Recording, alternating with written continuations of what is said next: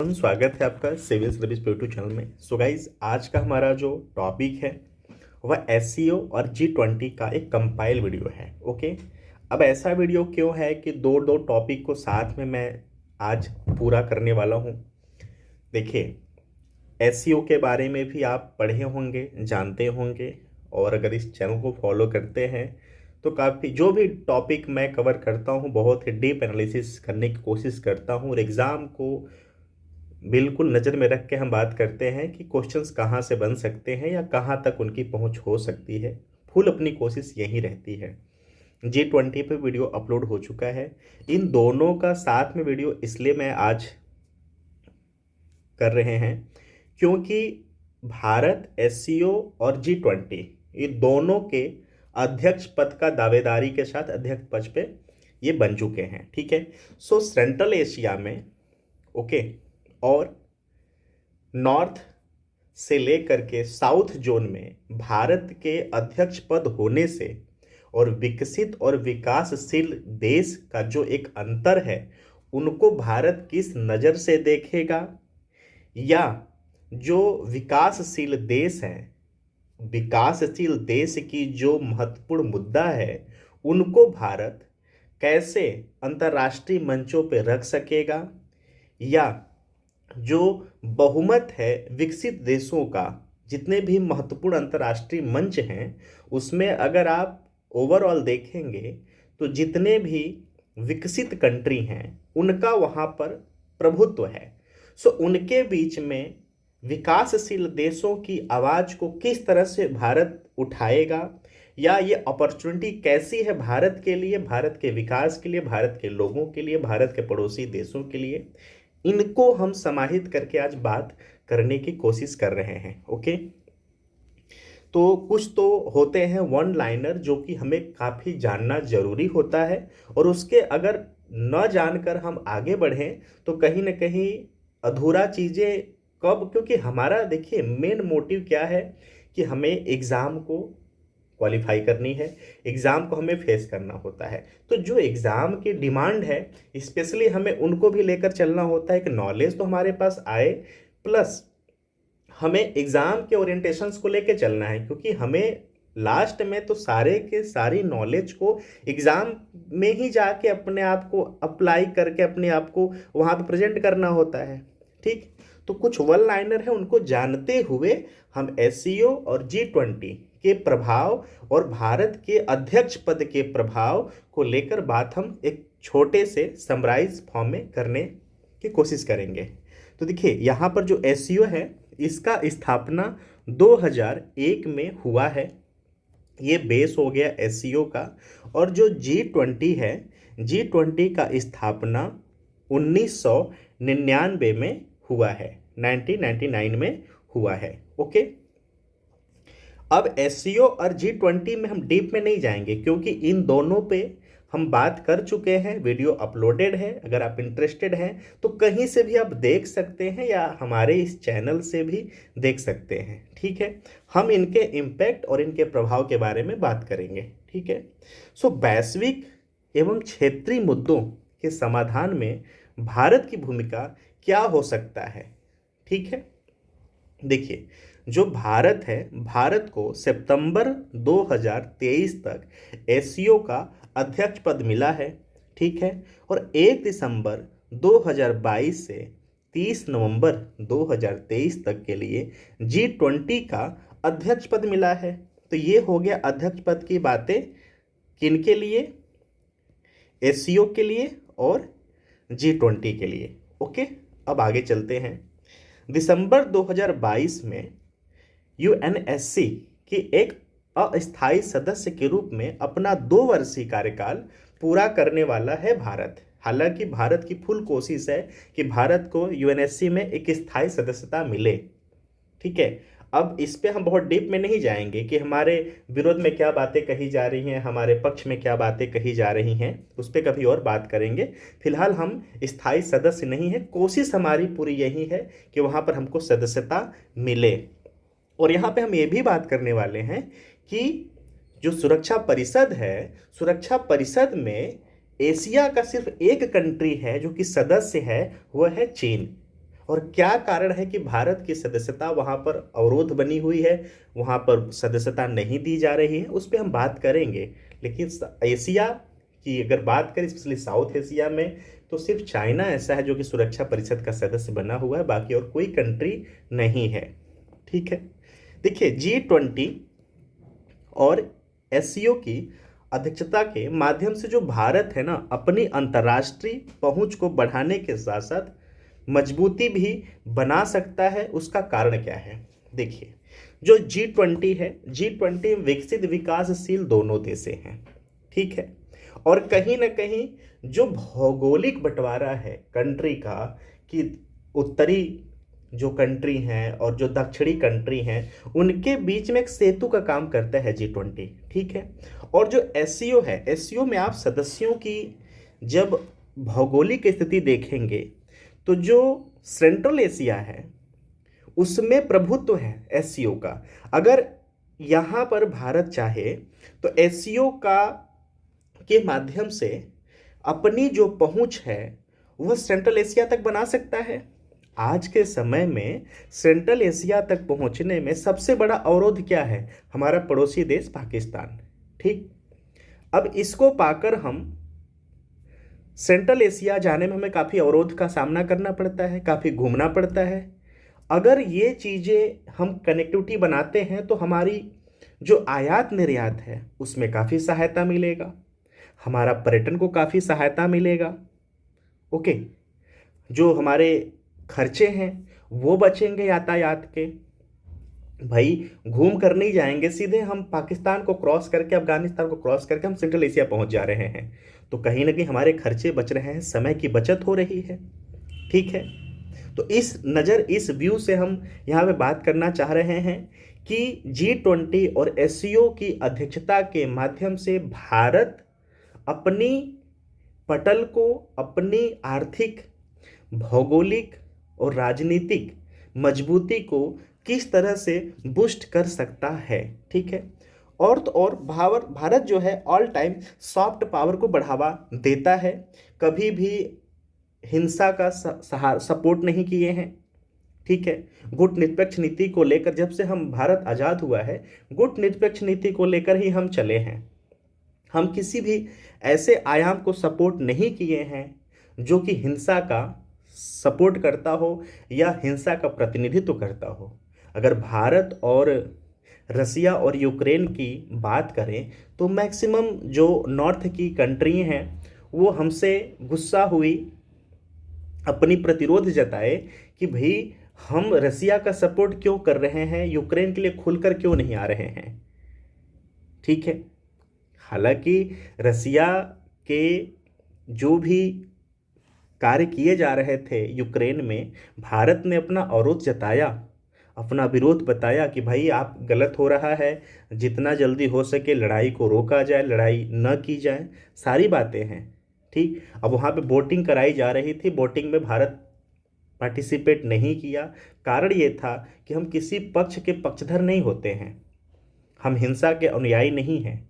ये भारत का अपना फंडा है और इसी फंडे से भारत चला है आज तक, ठीक है। तो भारत के राष्ट्रीय हितों को अंतर्राष्ट्रीय स्तर पर मान्यता तभी मिलेगी जब भारत का जो राष्ट्रीय हित है ना, वो अंतर्राष्ट्रीय पटल पर रखा जाए और उसको मान्यता मिले।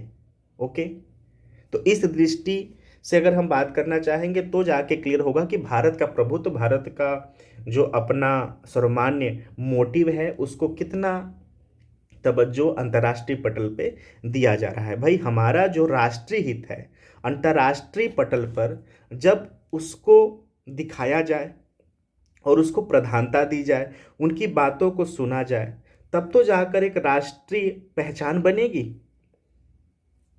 ओके, और जितने भी विकासशील कंट्री हैं उनकी बातों को सुना जाए, उनके महत्व को देखा जाए, उनके क्या परेशानी है, किन क्राइसिस से वो गुजर रहे हैं।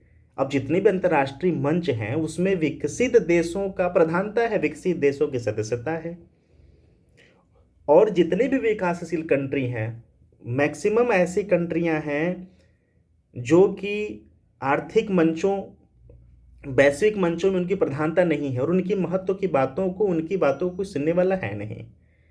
तो कहीं ना कहीं भारत को ये कोशिश करना पड़ेगा कि जो विकासशील कंट्री हैं उनके महत्व की बातों को कौन सुनेगा यार, उनकी महत्व की बातों को कैसे सुना जाए, इनका क्या इम्पोर्टेंस है।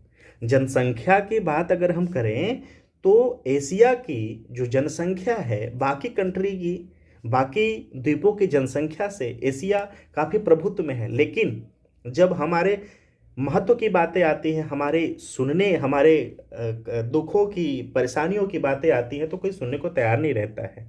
ठीक है, तो इस परिदृश्य में भारत को अपनी आवाज़ को उठाना पड़ेगा। और भारत की जो ये दो अध्यक्ष पद मिला है, दो कंट्री, दो समूहों में, दो मंचों पे, इससे सिर्फ भारत का ही नहीं, जो हमारे पड़ोसी देश हैं उनके भी आवाज़ को उठाने का एक बहुत सुनहरा मौका है।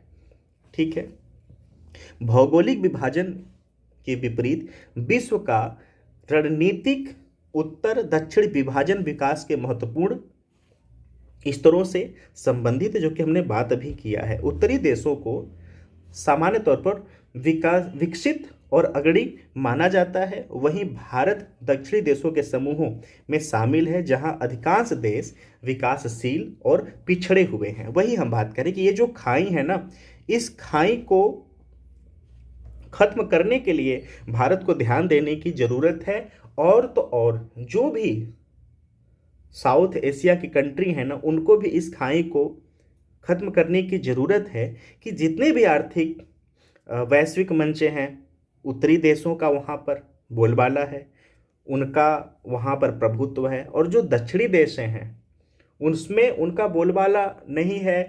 उनकी बातों को, उनकी उनकी वो किन किन परेशानियों से जूझ रहे हैं, क्या उनके पास दिक्कतें, उनको कोई सुनने को तैयार नहीं होता है। इनकी बातों को कहीं नहीं सुना जा रहा है। ठीक है, तो इस बेस पे हमें बात करनी पड़ेगी और ये ही हमारा आधार होना चाहिए, क्योंकि हमारी जो क्राइसिस है उसको आप एक वैश्विक मंच पे रख कर हम बात करें, तब तो कि हमारी बातों को ध्यान दिया जाए कि हम किन किन परेशानियों से है, हमारे साथ क्या क्या क्राइसिस हैं। ओके, सामान्य तौर पर अभी वैश्विक मंच का नेतृत्व पश्चिमी देश यानी उत्तरी विकसित देश द्वारा किया जाता है। इन मंचों पर विकासशील देशों के मुद्दों का कम महत्व दिया जाता है। ठीक भाई, अगर आपको ये लगता है कि नहीं एक बस उपहास है, आप ये देखो कि जो प्रवासी लोग हैं, प्रवासी जितना ज़्यादा एशिया में है, एशिया में लोग पीड़ित हैं। हमें नहीं लगता कि अगर हम इंडेक्स की बात करें, पैरामीटर की बात करें, तो किसी और कंट्री में दिक्कतें चल रही हैं, है, लेकिन उतना हद तक नहीं है। लेकिन क्या इनकी बातों को कोई सुनना चाह रहा है? इनकी बातों को कोई तवज्जो दे रहा है या इसका निवारण है कोई? वहीं पे अगर जो वैश्विक मंच हैं वहाँ पर विकासशील देश भी पार्टिसिपेट करें, उनका भी वहाँ पर प्रधानता रहे, सदस्यता रहे, तो ये बराबरी का अपना बात रखें, बराबरी से अपनी बात को करना चाहे, उनकी वोटिंग का अपना पूरा बराबरी का पावर हो, तब तो इनकी बात को कोई सुनना चाहे।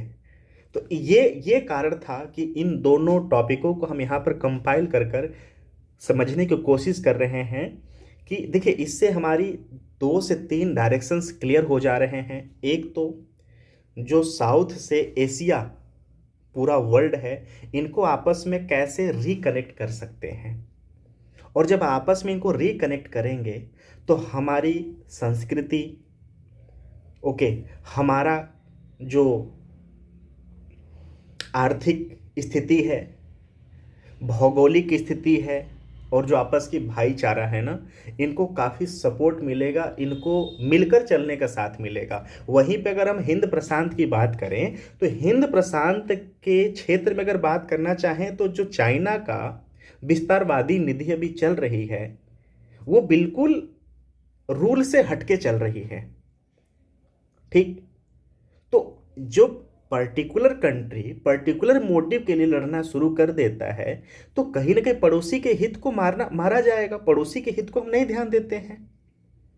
जब अपने हम एक स्पेशली भौगोलिक क्षेत्र के बारे में बात करना चाहें, भौगोलिक स्थिति के बारे में बात करना चाहेंगे, तो सिंपल सी बात है कि हम अगले के भौगोलिक स्थिति के बारे में बात नहीं करना चाहते हैं, अगले की हित की भी बातें नहीं करना चाहते हैं। ये हम हिंद प्रशांत क्षेत्र में जो चाइना का विस्तारवादी नीति चल रही, उससे भी हम इस चीज़ को देख सकते हैं क्लियर। तो वही बातें हैं कि जब किसी भी मंच पर प्रभुत्व बराबर का हो, प्रधानता बराबर का हो, वोटिंग बराबर का हो, तो वहाँ पर बात करने में ज़्यादा सरलता होगा, अपनी बातों को कहने में ज़्यादा सरलता होगा। और वहाँ पर जब 50-50% का वोटिंग पावर कंट्री को रहेगा, चाहे वो विकसित हो चाहे विकासशील हो, तो हर मुद्दे को वहाँ पे सुना जाएगा, कहा जाएगा और उनकी बातों को अप्लाई किया जाएगा। क्लियर? यही कारण है कि जो सुरक्षा परिषद है, साउथ एशिया का सिर्फ चाइना एक ऐसा कंट्री है जो कि सुरक्षा परिषद में चाइना सदस्य बना हुआ है। भारत को सदस्यता नहीं मिली हुई है। अगर भारत भी वहां पर मेंबर रहे और भी साउथ कंट्री के लोग वहां पे मेंबर रहे, तो कहीं ना कहीं जो विकासशील कंट्री हैं या जो साउथ के कंट्री हैं, जो Asia Asia Asia south means कि मैं एशिया की बातें कहना चाह रहा हूँ कि जो एशिया के लोग हैं, इनकी बातों को वहाँ पे कहा जाएगा ना, इनकी भी बातों को वहाँ पे सुना जाएगा ना। किसी एक की बातें तो वहाँ पे नहीं सुनी जाएंगी, सारी लोगों की बातें की जाएंगी कि भाई किसका विस्तारवादी नीति चल रहा है, किसका नहीं चल रहा है, कौन कहाँ पर क्या क्राइसिस करना चाह रहा है, कौन सीमा विवाद कौन सा कर रहा है। ठीक है, क्लियर? और सुरक्षा परिषद की बात करें तो चीन को छोड़कर किसी एशियाई देश का स्थायी प्रतिनिधित्व नहीं है, जबकि विश्व का अधिकांश जनसंख्या तथा संसाधन एशिया तथा अफ्रीका देशों में स्थित है। ओके, मध्य एशिया तक भारत की रणनीतिक पहुंच, वही हम बात कर चुके हैं कि एशियो में सदस्य मुख्य रूप से एशिया देश में, मध्य एशिया में शामिल हैं। इस संगठन के माध्यम से भारत मध्य एशिया देशों के संसाधनों तक अपनी पहुंच को सुनिश्चित कर सकता है। भारत उत्तर दक्षिण गलियारा नॉर्थ साउथ कॉरिडोर परियोजना का भी समर्थक है। जो एससीओ है उसके 9 सदस्य हैं अभी तक, जो 9वां है वह ईरान है। ये क्वेश्चंस आ सकता है कि 9वां जो कंट्री है एससीओ का वह ईरान है। ठीक है, सितंबर 2022 में समरकंद सम्मेलन में इसको सदस्यता मिला था और एससीओ का मुख्यालय बीजिंग में है। और भारत को सदस्यता 2017 में मिला है, साथ में पाकिस्तान को भी सदस्यता मिला था। G20 जो है वह 19 देश हैं, EU के 19 देश और यूरोपीय यूनियन। ठीक है, ट्रोइका काफ़ी चर्चा में था G20 का। तो ट्रोइका क्या होता है, देखिए पिछला, वर्तमान और अगले वर्ष में जो G20 की अध्यक्षता करने वाला देश शामिल होता है उनको ट्रोइका कहते हैं। ठीक है, इटली था, इंडोनेशिया अभी अध्यक्षता किया और भारत बना हुआ है। ठीक है, तो ये है ट्रोइका। क्लियर? तो आई होप कि सारा जो कंपाइलेशंस था वो हमने क्लियर किया। अगर हम सदस्यों की बात करें तो जो वर्तमान सदस्य हैं एससीओ की, वह देखिए पहला कजाकिस्तान है, दूसरा चीन है, तीसरा किर्गिस्तान है, ओके, चौथा रूस है, फिर तजाकिस्तान है, फिर उज्बेकिस्तान है, फिर भारत और पाकिस्तान और 9वां ईरान है। ओके, G20 की बात अगर हम करें कि G20 की कंट्री कौन कौन सी है, तो अर्जेंटीना है, ऑस्ट्रेलिया, ब्राज़ील, कनाडा, चीन, यूरोपीय union, France, Germany, Bharat, Indonesia, Italy, Japan, Mexico, रूस, सऊदी अरब, दक्षिण अफ्रीका, कोरिया गणराज्य, तुर्की, यूनाइटेड किंगडम और संयुक्त राज्य अमेरिका। सो एवरीवन, अगर आपको ये एनालिसिस एक समझ के पर्सपेक्टिव लगा होगा तो प्लीज़ आप इसका छोटा सा नोट्स बनाना, यह वीडियो 1 से 2 बार प्लीज़ देख लेना।